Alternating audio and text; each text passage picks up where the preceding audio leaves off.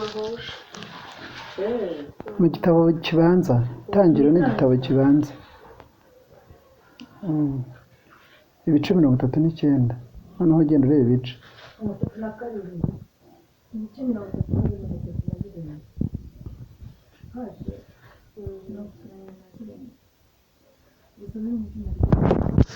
umutwe w'ijambo ravuze ngo nyirabuja wa Yozefu amwoshya gusambana nawe aranga. Yozefu bamujyana mu Egiputa. Potifari umunyegiputa, umutware wa Farawo watwaraga abamurinda, amugura n'Abayishimayeli bamuzanyeyo. Uwiteka aba kumwe na Yozefu, agira ukuboko kwiza, aba mu nzu ya shebuja umunyegiputa. Shebuja abona yuko Uwiteka ari kumwe nawe, kandi ko Uwiteka yamuhaye kugira ukuboko kwiza ku cyo akoze cyose. Yozefu amugiriraho umugisha, aba ari we ukorera ubwe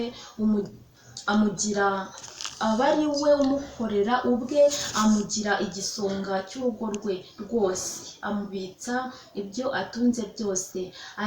Uhereye igihe yamugiriye igisonga cy'urugo rwe n'icy'ibintu bye byose, Uwiteka aha umugisha urugo rw'uwo Mwegiputa ku bwa Yozefu.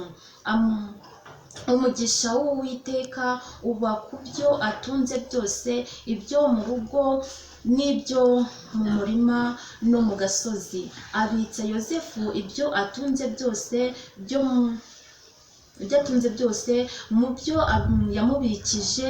Ntiyagira ikindi agenzura keretse kwita ku byo yajyaga arya. Yozefu yari mwiza wese, afite mu maso heza. Hanyuma y'ibyo nyirabuja abenguka Yozefu, aramubwira ati turyamane. Maze ariyangira, abwira nyirabuja ati dore databuja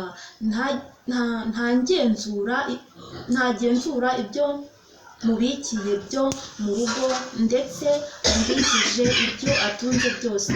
Muri uru rugo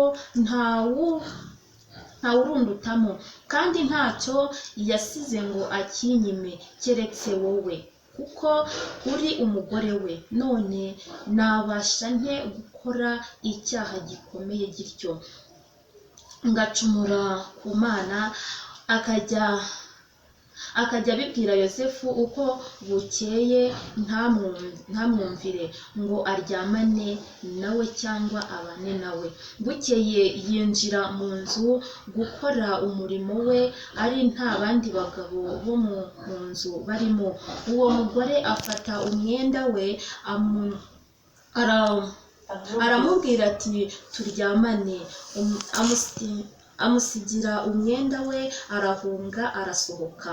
Abonye yuko amusigiye umwenda we agahunga agasohoka, ahamagara abagabo bo mu nzu ye, arababwira ati dore yatuzaniye umuheburayo wo kudusekana agasuzuguro. yanyegereye ngo aryamane nanjye ntabishaka.